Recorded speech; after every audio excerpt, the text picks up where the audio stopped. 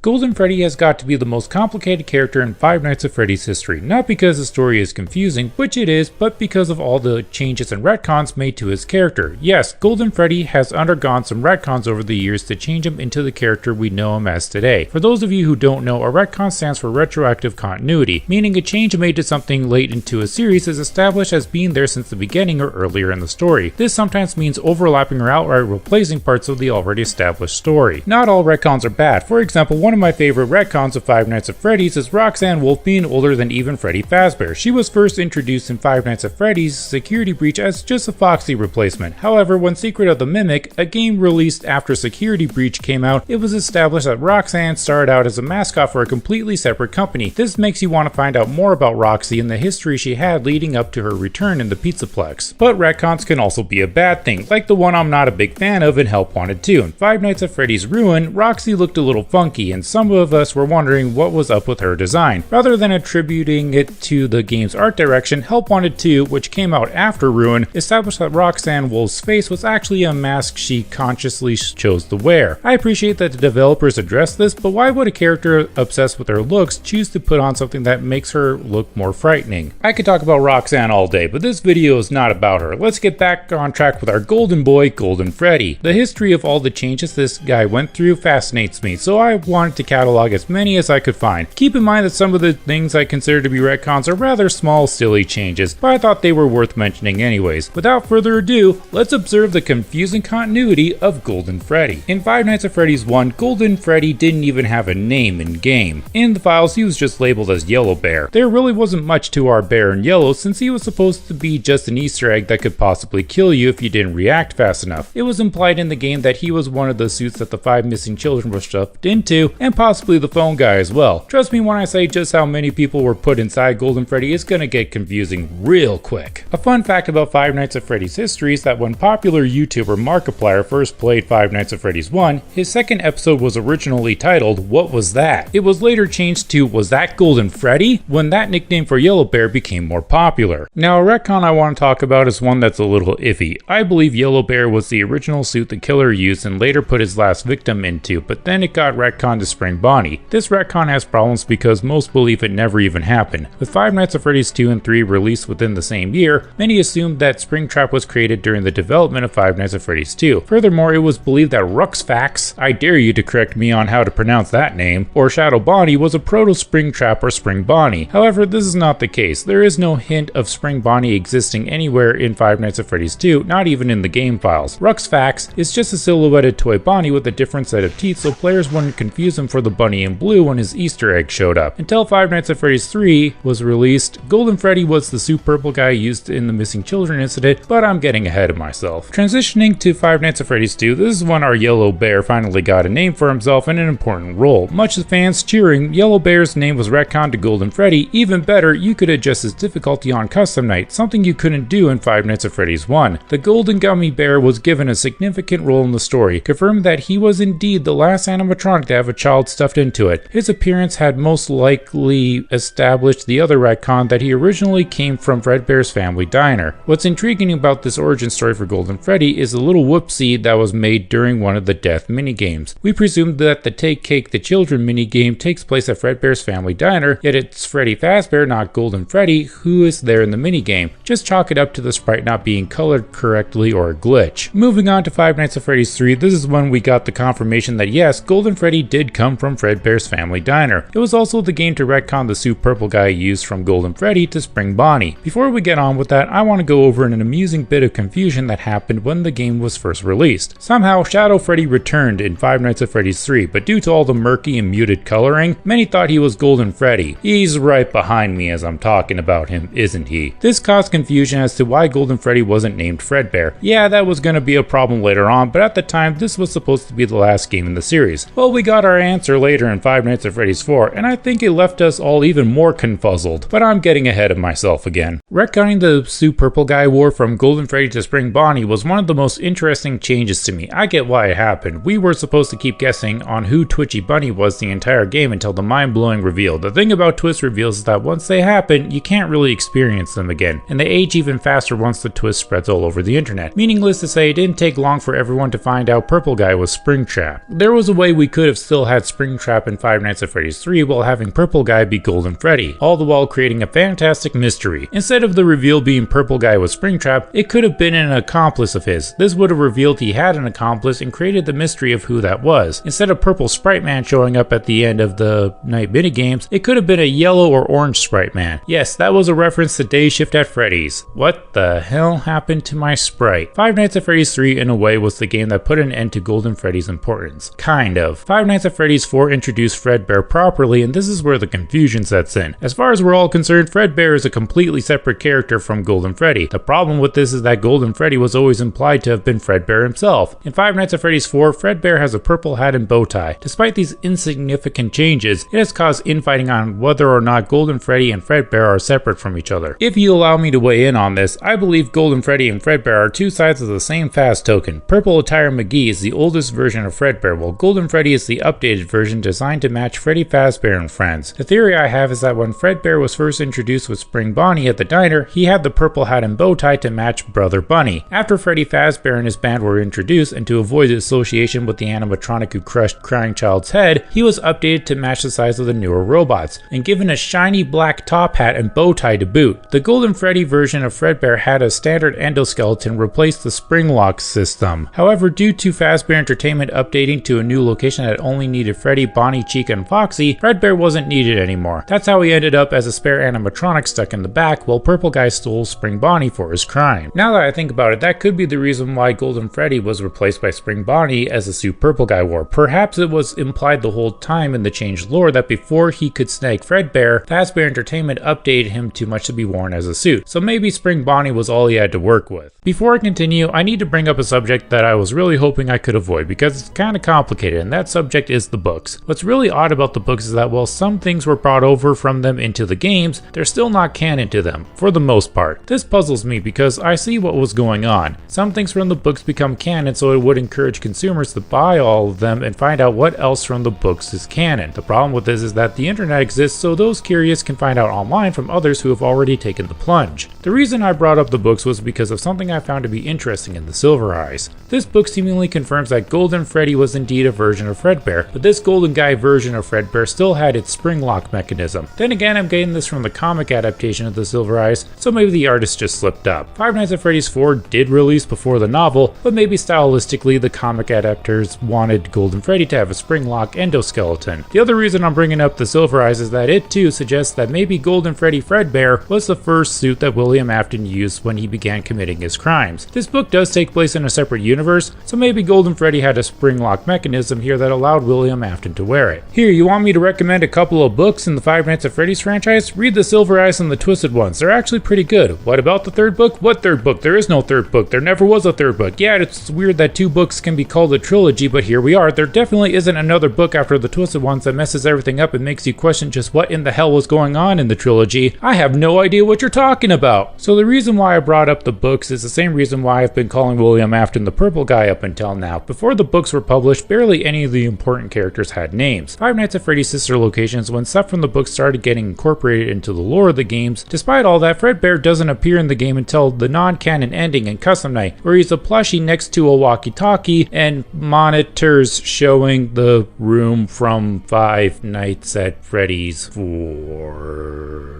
Oh boy, you better believe that caused confusion among those who discovered it and made them question just what in the hell was going on with Five Nights at Freddy's 4. Now, things between Golden Freddy and Fredbear might sound simple enough. Golden Freddy could possibly just be an updated version of Fredbear. The only reason for any confusion might have been just poor communication between the games and the fans. Is what I would like to say if it weren't for two meddling games and their damn bears. We gotta talk about FNAF World and Ultimate Custom Night. FNAF World and Ultimate Custom Night muddy Golden Freddy and Fredbear's connection to each other. Since these two games are technically canon, what they have to say about them matters. In FNAF World, Golden Freddy has a much larger head than Fredbear, along with the black top hat and bow tie. He also has his signature pinprick eyes, while Fredbear has his shiny, joyful green eyes along with his purple top hat and bow tie. Both characters act way differently from each other, too. Fredbear is the joyful tutorial and leader of this world, while Golden Freddy didn't really have a personality of his own. Also, the same Fredbear cannot occupy the same same space at the same time. Things get a bit interesting in Ultimate Custom Night because at first, Golden Freddy is the only one who is selectable. However, if you set him to difficulty level 1, collect enough Faz tokens to purchase a death coin, then use it on Golden Freddy when he appears in the office, he becomes Fredbear and ends your run. Both of these games contradict each other. FNAF World says Golden Freddy and Fredbear are separate, while Ultimate Custom Night says they're the same. This is why nobody can determine one way or the other whether or not Golden Freddy and Fredbear are connected. We haven't even gotten into